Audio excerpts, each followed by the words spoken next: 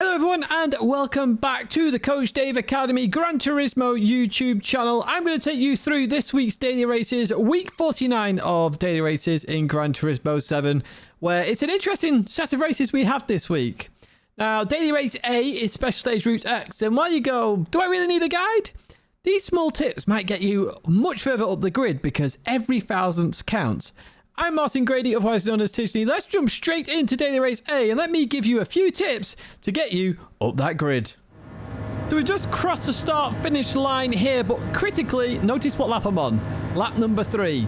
It does take 2 laps to get up to speed, and notice here already, I'm gaining on the previous time. My foot's been to the floor. There's no braking, there's no lifting. My foot's been to the floor, so you really need to ramp up your speed as you keep going around. Now, we're just going to fast forward here towards the first corner, okay? You notice that time is slowly reducing itself. We get into the mid of the 7/10 of a second. As we approach this corner, I'll turn into it, okay? Now, the car may get a little bit oversteery. Don't worry about it. Now, critically, for this time trial, you're going to have to keep a nice tight line and smooth steering. If you start going left to right, you'll start losing time. Notice here we're 0.022 up. We were 0.023 up because I accidentally reduced the steering a little bit, which meant I went a little bit out wide. I'm then going to come back in. I've covered more track distance when I do that. It's only small, but every thousandth counts in this time trial. Let's fast forward to the next banking because it's this next one which is the critical one in my opinion. This next one also feels a bit tighter. Whether it is or isn't, I'm not too sure. It just feels tighter in my opinion. We're going to get to this point then, and once again we're going to turn in. Notice how we kept an inside line. 0.024 when we got to this point of the oval, okay? But watch what happens with my small little movements. Notice I've gone right, we went left, right, and now we're going left a bit again. Then we're going to force ourselves to go right. Notice our time is coming down here, or in terms of we're losing time. And it's all from these small little movements. I need to be tighter. I've gone out again here, which has cost me even more time, and then need to come back in.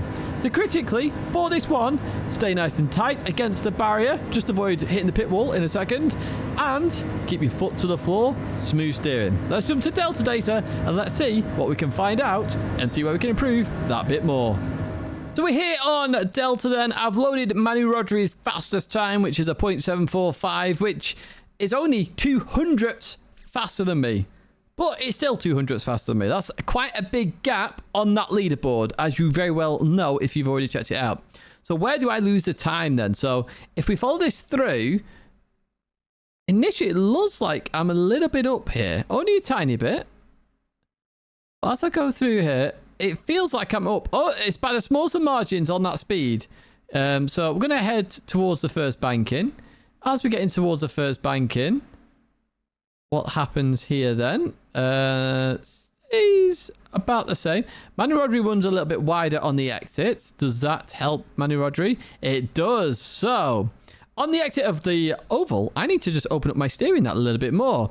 Notice here the speed as we're going through this is identical until we get to this point here, which is the end of the banking. Manu Rodri's using that banking to his advantage and is actually 0.2. It's 0.2 miles an hour quicker, which is a lot. So I just need to open up the steering that bit more. So where I said stay tight, on the exit of the oval, don't stay as tight. That's critical there. We've just seen that. Let's continue on here. So we'll slowly catch that time back up, I'm sure, as we then get to the second part of the oval then. So we're going to go into the oval, and instantly I've lost more speed. And this is where I was just going in and out a little bit, wasn't it? So, I did not mean to do that. Let's zoom out a little bit. Let's get back to this. Obviously, a long lap, so a lot of data to load here. So, as we go through here, we've just lost out there. And again, it's 0.1, 0.2 miles an hour. So, critically, I didn't think I'd lose any time on the first banking, but I did on the exit. So, just open up that steering that bit more rather than trying to keep it nice and tight. And then on the second one, all I need to do is keep a smooth line. And that's what we found out from Delta. This is what Delta's for. I found out something I didn't know about, and something that you can use when you go out to try and do Daily Race A. That's it for Daily Race A. Let's jump to Daily Race B then, where we're at Lego Maggiore, the full circuit, and we're in Group 3 machinery. So we are in the BMW M6 GT3 Endurance model. You can see that down in that bottom right hand side, and I'm using +5 brake balance. I always use +5 just to try and reduce that understeer in Gran Turismo, but reduce it if you are suffering with too much oversteer. We head towards turn 1. On the left-hand side, then we have the Blue Van Man. I always use Blue Van Man. Great brake marker. You can use the end of the pit wall as well that I've highlighted on the left-hand side. As that disappears off the edge of your screen on that left-hand side, you're going to hit the brakes, okay? Now, for the first part of this corner, you can do it in first gear or second gear, or you can drop to first and short shift to second gear if you like. Pick and choose what you feel most comfortable with.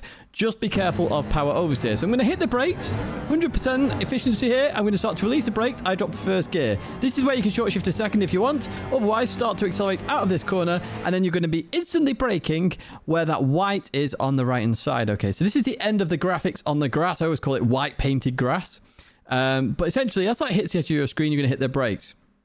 For this hairpin, you want to use all of the curb on the inside. Your goal is to just get around this corner as quick as possible. And the quickest way, when it's a slow speed corner, is the shortest distance. The shorter the distance around this corner, the quicker you'll get out of it and the quicker the lap time will be.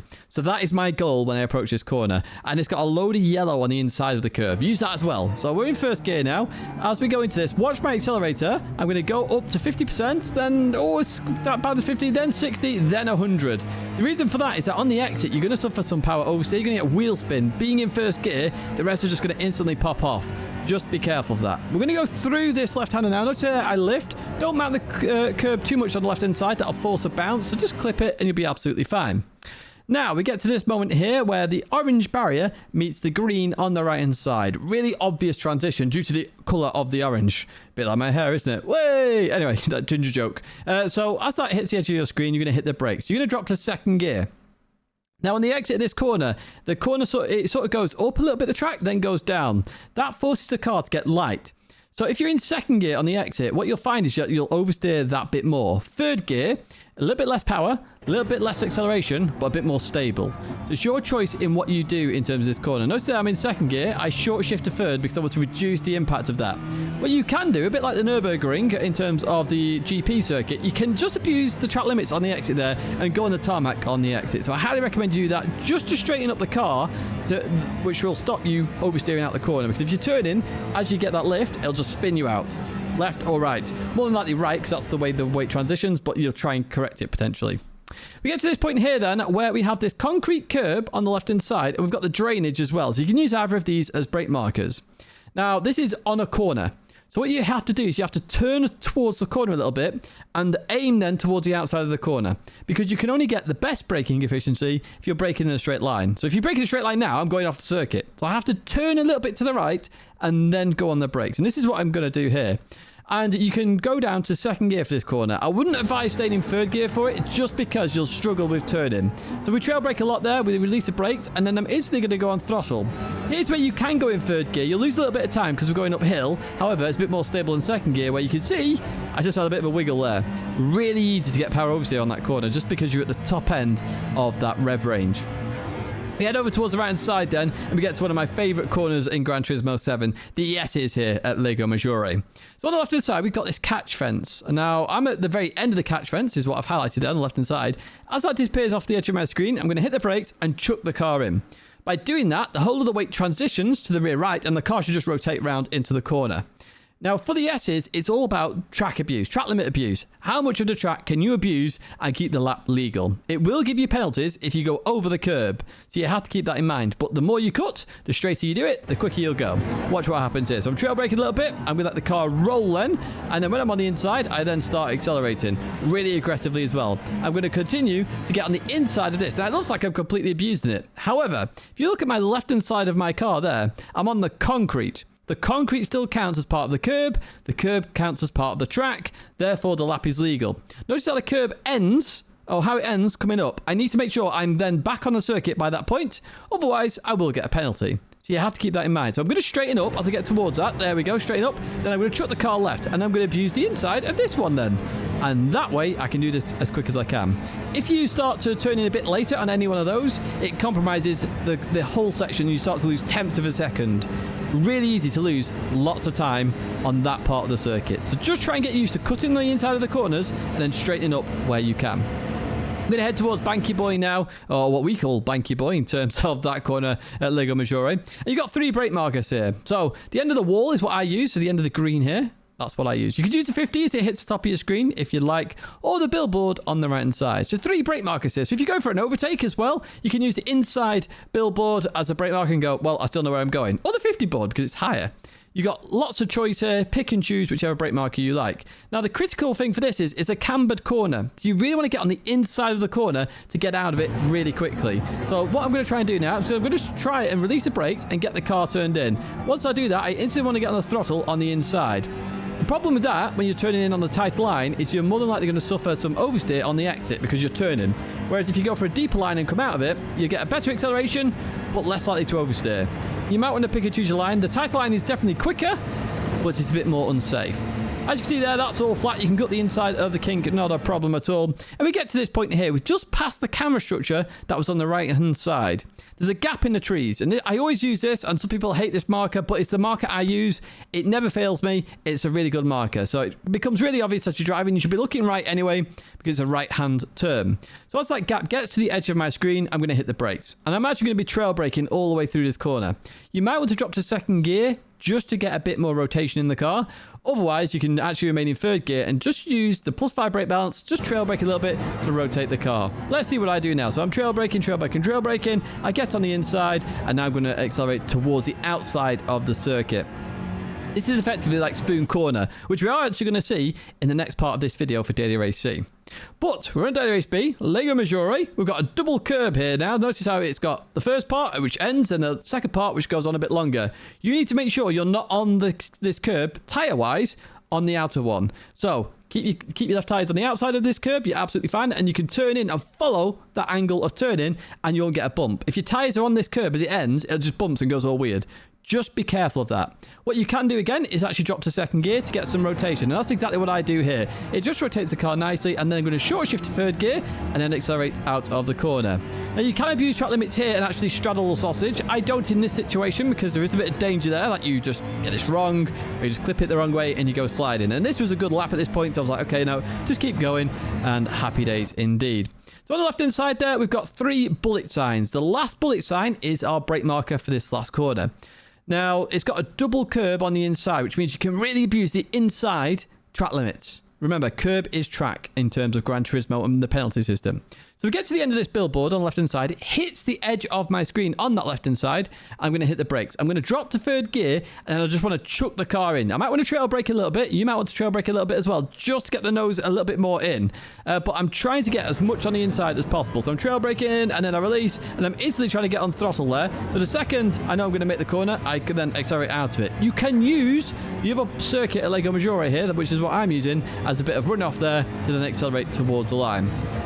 This is a 1:54.9. Now let's jump into the fast lap then. So we're looking for Blue Van Man on the left-hand side. There he is. Hit the brakes. Drop down to first gear if you want, or stay in second gear. Entirely your choice. Accelerate out here. End of the white on the right side is our brake marker. Use all the curb on the inside. Be careful as you accelerate out of here. Straighten up as quick as you can. Be careful of that power steer. Head over towards the right side. Turn left now. Lift off to let the car turn in. Clip the curb. Continue on through. Orange to green on the right. Hit the brakes. Second gear. We're going to short shift to third gear as we get to the curb. Happy days. Use all of the track on the exit. Not a problem at all as we continue on out. Just make sure you're back on before that curb ends. We're going to head down here. We're looking for the drainage. You can use the end of the concrete if you want on the left hand side. We're using drainage. Turn to the right a little bit, hit the brakes, second gear, start to trail brake a little bit, clip the curb, accelerate through the corner. Be careful, power oversteer, straighten up if you can, or turn into the oversteer if you know it's going to happen. Head over towards the right hand side. End of the catch fence on the left hand side is our brake marker. Hit the brakes, third gear, turn in, use all of the inside, accelerate a little bit more. Use the concrete on the left to really cut the right, and then over towards the left hand side.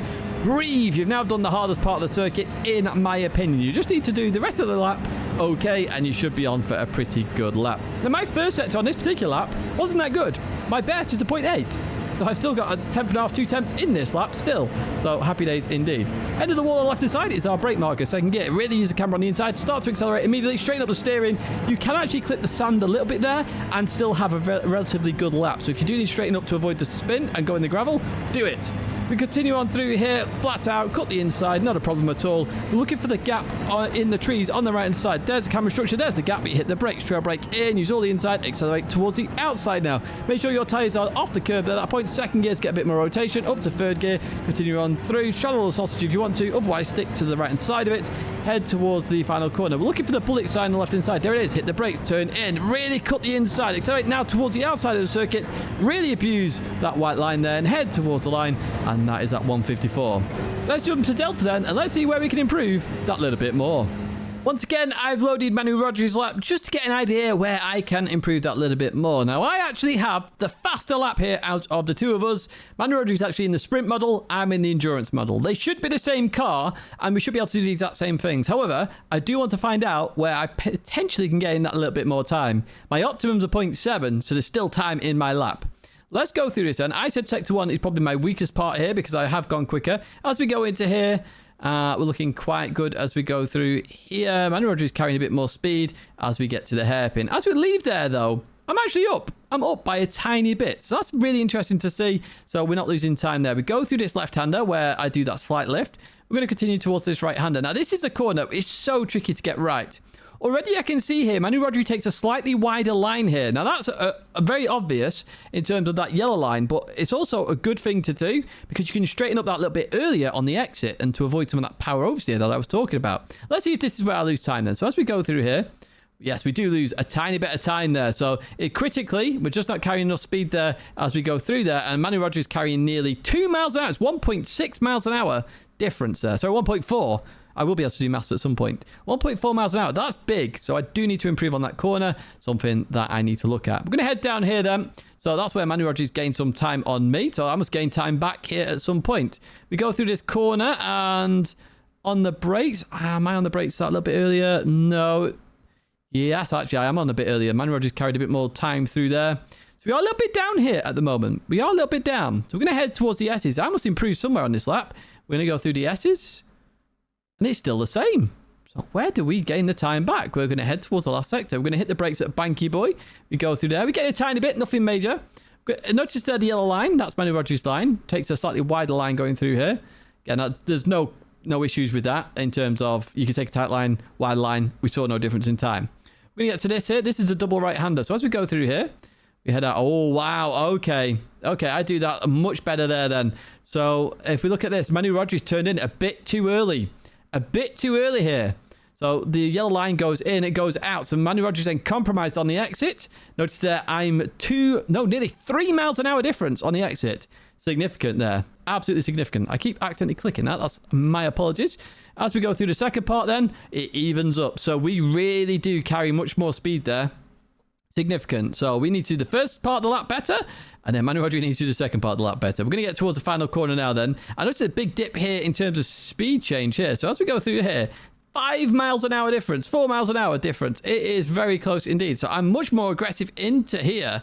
I really am much more aggressive. And as we go through here, that's where I gained just that little bit of time. So I gained my time in the last sector.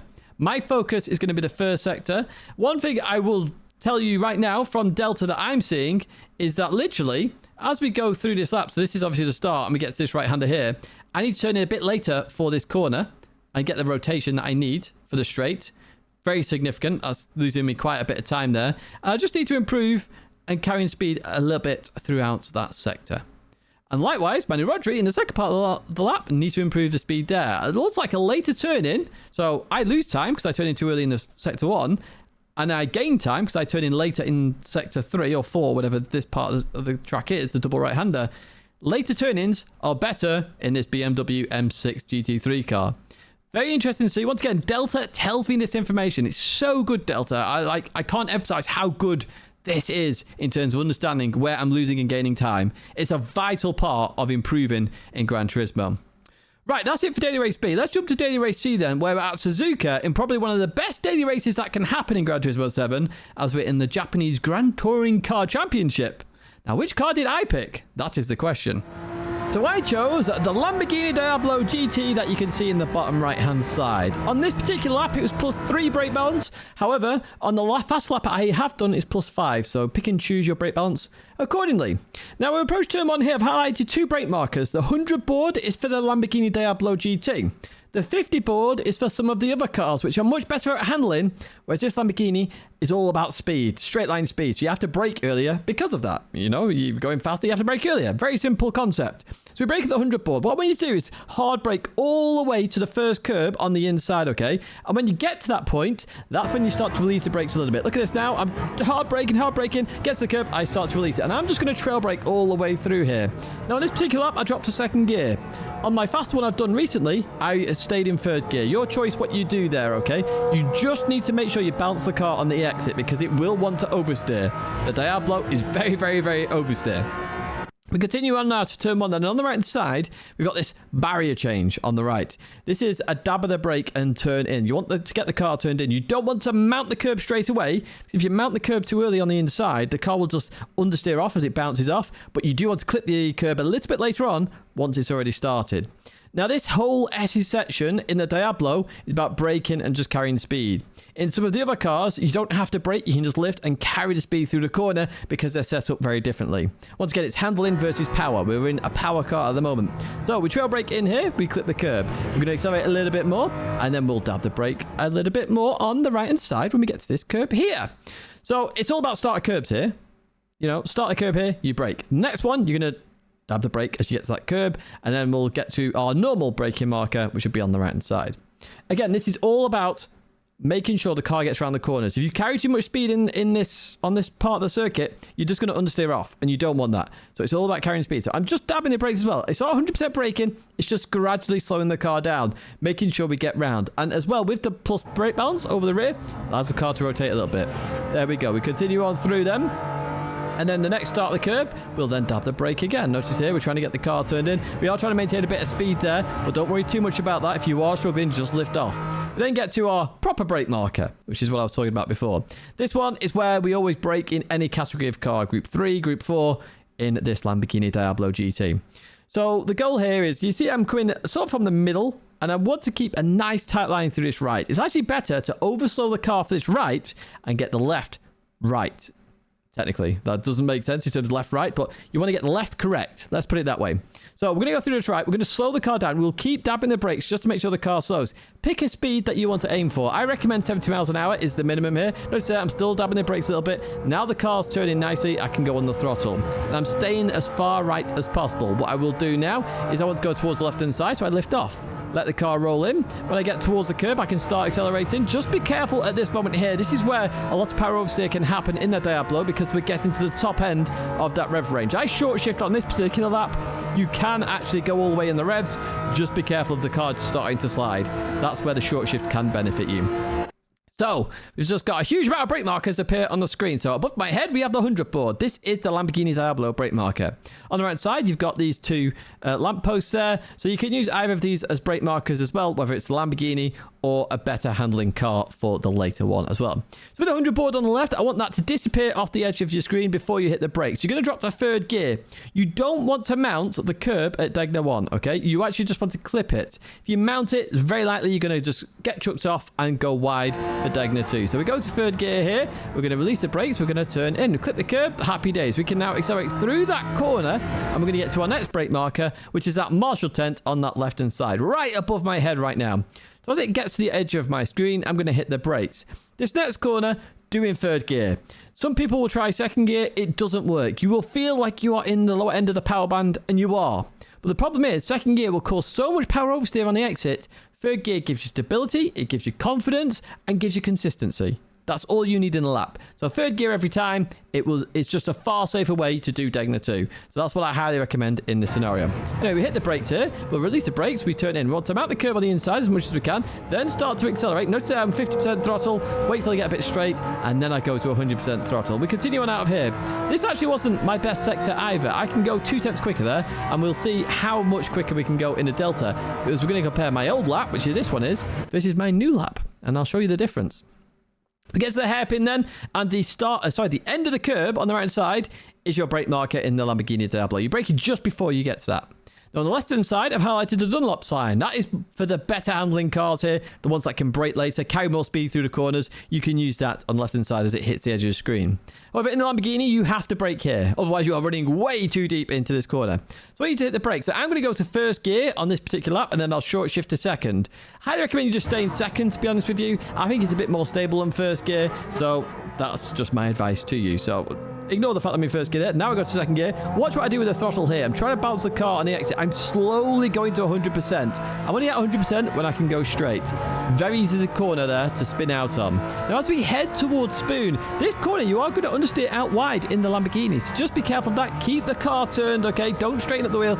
Keep the car turning. We're up in fourth gear now as we continue towards Spoon. Now, of course, we're approaching Spoon at a very quick speed here. So there's two very distinct brake markers depending on the car you choose. So the first up then, the 100 board on the right side is my brake marker in the Lamborghini. Now I'm actually braking a tiny bit early here in the Lamborghini. I can brake a little bit later than this.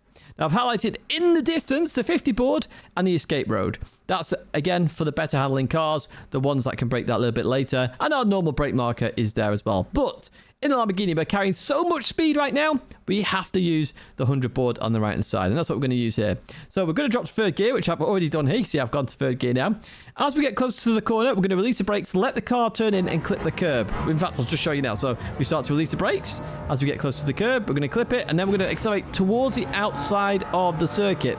Now, as we approach the curb, we're going to brake now, and then we're going to drop to second gear on this particular lap. You don't have to. You can save third gear. Second gear gives you some rotation. You short shift, though, to third gear if you do use second gear, because you need to be in third gear on the exit. Second gear will give you way too much power oversteer. You don't want that. Continue out of Spoon then, and we can head towards 130R, knowing we've only got two corners, two braking zones to go. And yes, I did say two braking zones, because 130R is not flat in the Lamborghini. You can see the speed we're carrying right now, huge amount of speed. Remember, we're doing this speed in Group 3 as we get to this moment in time. In fact, we're going a bit quicker than Group 3, and this has far less downforce. So we have the 100 board on the right hand side. You need to brake as you get to this, as it hits the edge of your screen on the right hand side. And you want to pick an apex speed to do 130R in. I highly recommend around 130. If you can do it faster than that, great. I'm pretty sure I will do it faster than that on this. However, pick 130 initially, and what you're going to do is you're going to hit the brakes, release them, and then turn into the corner. And you want to turn in a bit later than normal. If you turn in too early, you're just going to understeer out and go wide. If you turn a bit later, it chucks the weight into the car, it chucks the car towards the left-hand side, and that way, you will make the corner. Now, you can cut the inside like I do right here. 132 is what I hit there, 131. So if you stay above 130, I think that's a good target. Highly recommend you do that. Because of the way I did that corner, I can accelerate out of it, and actually, that turns out to be a bit quicker. Now, I've got two brake markers here. This is for the Lamborghini. It's actually for any car, to be honest with you. So it depends how good you do 130R in the Lamborghini, where you brake. So if you do it exceptionally well, the first brake marker on the right is your brake marker. Now, the yellow pit lane there, further ahead, that is your better handling cars. And if you've taken 130R really slowly in a Lamborghini. But you want to brake in between these two markers. You can very clearly see the old pit lane there with the yellow marker, or the yellow line, should I say, on that right-hand side on chase cam. I'm going to hit the brakes here. We're going to drop down to second gear now, okay? As we come into here, we'll start to release the brakes, and we cut a lot of the inside. You can do that in the Lamborghini. It's very wide. It's wider at the rear than at the front. We accelerate a little bit, and then we release the accelerator, and then we go again. We don't hit the brakes on the second part. Now, I'm in second gear on the exit. Highly advise you do that. There's a lot of power in this car, but you may suffer some oversteer. There's also a bump midway through that corner, which can also shut the car into an oversteer. Essentially, this machine is an oversteer monster. However, this lap is a 2 minute 4.92, but my fastest lap, the one I've done this week, is a 2 minutes 0.202. So we do go quicker, and we are comparing the two laps. So we're going to head towards turn at one then. On the left side, the 100 board is what we're going to use. Hit the brakes hard. Release brakes as we get to that point, and just trail brake down for this remaining bit.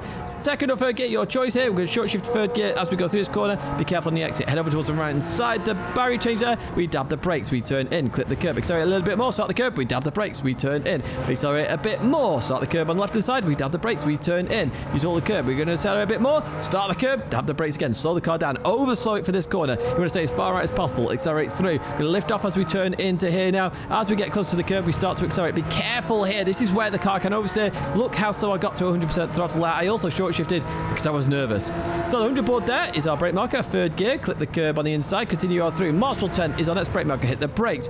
Use all the curb on the inside, start to accelerate, and when you get straight, accelerate through the corner. As we head towards the hairpin there, remember, it's the end of the curb on the right is what we're using in this Lamborghini. Hit the brakes now, drop down to second gear. Don't have to use first, just stay in second. We're going to short shift to second in this particular lap. Be careful as you exit here. Just get the car straight, and off you go. We're going to continue on round now towards Spoon. Remember, the car will understeer here, so just be careful of that understeer. Just keep the car turning. Very easy to go off the circuit. We're looking for the 100 board on the right side. There it is. We're going to hit the brakes now. We're going to release the brakes as we clip the first curb, accelerate towards the outside. We're going to down the brakes as we get to that part. We've got second gear here, short shift to third gear, and make sure you then accelerate through the corner. Be careful on the exit again. Notice there a little bit of a wiggle on this lap as well. We're going to head towards 130R. Remember, this is a braking marker we're looking for. It's the 100 board on the right side. We're going to hit the brakes. We'll then release brakes, turn in a bit later, but more aggressively. Here we go. So hit the brakes, now turn in, use the inside as well, accelerate through the corner. Use the curb if you want. Don't go too far over though. Between the yellow pit lane and the tarmac, we hit the brakes, second gear. Use all the curb on the inside, accelerate a bit more, lift off, go towards the left side,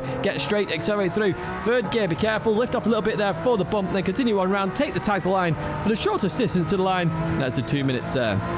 Let's jump to Delta then, and let's compare both of my laps. So, something we don't often do here, which is compare laps. So, literally, this is the same conditions, same track, same car as last time in terms of the Lamborghini Diablo. Now, our reference is the lap you've just seen in terms of the lap guide, and I'm comparing it to my current one. So, the blue line, or the teal line that you can see there, is my 2 minutes .202, and the gold and the reference that we're comparing to is the 2 minutes .492. So we're going to lose time. Sorry, we're going to gain time against my reference lap.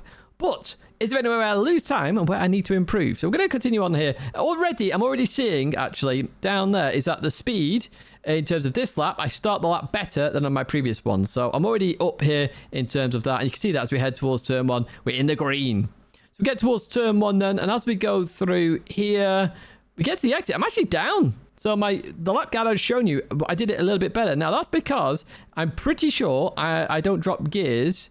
Yeah, see, look. You can see it on the gears. I dropped to second gear, which just gives me that little bit more rotation to get round. So second gear is helpful and something I probably should do on that turn. So something I've learned here from Delta already that I can improve on. So we're going to go into the S's now then as we go through here. Oh, I carry so much more speed through there. Look at this. Right, look at that. It's nearly 5 miles an hour difference there as we continue on through there. So I just do that better. I attack that a bit too much. So as we get towards the end of the sector, we're up. We just do the S's better. We really do. So we can definitely see that. I still think there's a little bit of time in this lap as well, to be honest with you, in terms of sector times. But even so, that's not too bad. Let's continue on then. So this is to the left onto where we've got to just be a little bit careful. And we're 600ths up here at this moment in time versus my reference. So we get to this point here. We hit the brakes. We're going to go through Degna 1 and Degna 2. And by the exits, we're up again. So I've improved Degna 1. And if we go through Degna 1, I'm just carrying a bit more speed. And we get to Degna 2 here. As we go through there, we've just gained. We're just carrying more speed here. We're just being better in terms of driving. That's what happens when you repeat a combo. You get better at it. We're going to head towards the hairpin now, so we're nearly 10.5 up here as we get towards the hairpin. Hard on the brakes we go, and we're about even there. We are about even in terms of that. Remember, I go to first gear on the 492, the reference lap. I don't go to first gear on this particular lap. We should be able to see that down here. You can see that I stay in second gear, and that's where I said it doesn't matter that much. You can see on the exit, it really doesn't matter that much, to be honest with you, first or second gear. So that's your choice in terms of the hairpin.